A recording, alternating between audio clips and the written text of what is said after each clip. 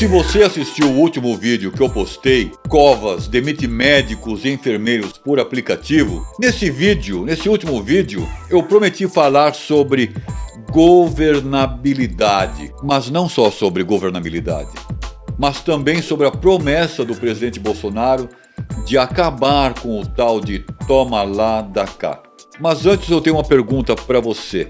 O presidente Bolsonaro é acusado justamente ou injustamente de ter rompido? Ele rompeu com a promessa de não praticar o toma lá da cá? Será que o toma lá da cá é uma moeda de valor político necessária para conseguir a tal da governabilidade? Mas o que é governabilidade para você? Tem diferença entre o toma lá da cá do PT, do Lula, da Dilma e o toma lá da cá do Bolsonaro? Qual a diferença? É o único canal que mete o ferrão sem dó. As promessas que os políticos costumam fazer. Prometem mais saúde, mais educação, mais segurança, melhoria nos transportes, mudar a política de preços, reduzir o preço do combustível, manter o preço do gás, congelar impostos, reajustar o salário mínimo, baixar a conta de energia elétrica, mas tudo isso se tornam apenas promessas de campanha. A promessa de terminar com o toma lá da cá do Bolsonaro, na minha opinião, é uma promessa com o intuito honesto de acabar com a corrupção. Pois quando o toma lá da cá era ofertado com ministérios, secretarias, cargos federais, estaduais e municipais, além de diretorias de estatais, esses cargos eram usados para o enriquecimento ilícito, para o financiamento de campanhas de políticos, como sustento do plano de permanência eterna no Congresso. Traduzindo, sabe aquele político que, desde que você nasceu, ele está sentadinho lá no Congresso Nacional fazendo suas maracutaias e falcatruas? A moeda de troca do toma lá da cá. Me dá uma secretaria, um ministério e eu te apoio. Me dá um cargo de prestígio no seu governo e eu voto nas suas PECs e nos seus projetos. Uma coisa é ter uma secretaria, uma posição importante no governo. Isso dá a oportunidade de realizar projetos que atendem à vontade e à necessidade do povo que os elegeu. Me diz, isso por si só não deveria ser suficiente para reeleger e se manter no governo brasileiro? Que aliás, paga aos nossos políticos um dos melhores salários do mundo. Nós estamos na 5ª colocação de melhores salários do mundo para políticos. Neste caso, o toma lá da cá é a moeda de troca de negociação que permite aos políticos prestar conta do trabalho que eles realizam em prol de seus eleitores. Por exemplo, educação de alto nível, segurança, empregos, transporte, habitação. Tudo isso se consegue administrando bem o dinheiro público e fazendo com que as estatais sejam rentáveis e de grande lucro à sociedade. Por exemplo, a Petrobras, a Eletrobras, certo? Por que eu estou rindo?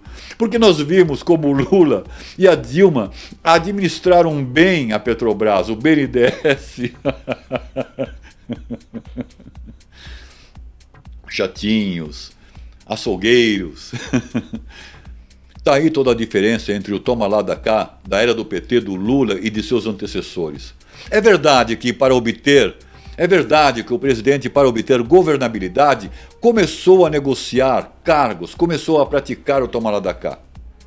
Mas nós vimos nos últimos 18 meses de seu governo, que ele vinha cumprindo sua promessa. Mas vimos também 2 elefantes sentados e peidando em todos os projetos, em todas as PECs, em tudo que viesse do governo federal. Assistimos esses 2 elefantes facínoras atravancando a governabilidade, inclusive a credibilidade do executivo, e apoiado pelo STF, que passou a legislar, investigar, silenciar, injuriar jornalistas. Imagine termos um Congresso Nacional conivente e responsável em deixar paraplégico, um jornalista. Bolsonaro, pelo menos por enquanto, é um governo sem dízimos do monastério criado pelo mecanismo do Lula. Pelo menos por enquanto, certo? O toma lá da cá do Lula foi realmente uma moeda de troca. Moeda em dólar. Não uma moeda, mas bilhões de moedas em reais. De reais trocas por dólares e depósitos em contas pessoais nos bancos estrangeiros. Essa é toda a diferença que, pelo menos por enquanto, este governo não praticou. Por enquanto. Toma lá da cá é a moeda de troca, o escambo, a negociação, é a governabilidade que permite a governança e que exige a accountability. Traduzindo do inglês, accountability é responsabilidade. Ser responsável pela consequência de seus atos. Mas isso era desconhecido e ainda é desconhecido pelo PT e seus métodos de corrupção. O Lula prometeu mundos e fundos, prometeu melhor educação. Cadê?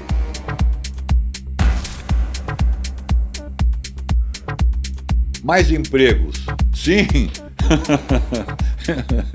Ele se empregou em arrombar os cofres públicos. Mas voltando ao assunto, ser responsável pela consequência de seus atos diz respeito ao dever de prestação de contas pelo administrador público.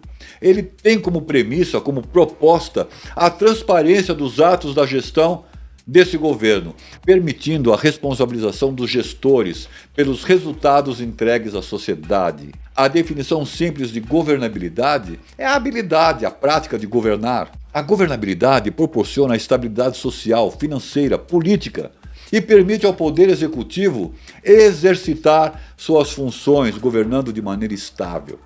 Isso é legitimidade natural do Estado, quando não sequestrada pelo Legislativo e pelo Jurídico.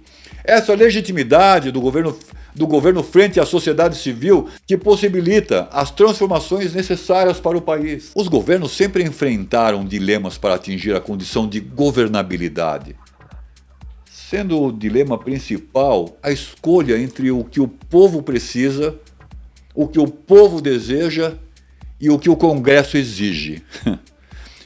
Mas sem com isso perder a aprovação popular e a possibilidade de cumprir as promessas que beneficiam a nação. É de interesse dos brasileiros que o Executivo, que o presidente Bolsonaro busque essa governabilidade dentro de um ambiente dócil e ameno, e não corrupto. Estabelecendo o equilíbrio das contas das relações entre os poderes. A harmonia, a dita harmonia entre os poderes. Esse é o resumo do toma lá da cá. A porta está aberta. E com a porta aberta, espera-se que aqueles que adentram a nossa casa não nos roubem. Espera-se civilidade, embora nós sabemos que as cuecas continuarão sujas e nádegas também continuarão a sujar as cuecas. Mas isso é o exercício da democracia, de um presidente acusado de fascismo. Mas quem sentou o jornalista na cadeira de rodas foram aqueles que acusaram o presidente de autoritário, de fascista.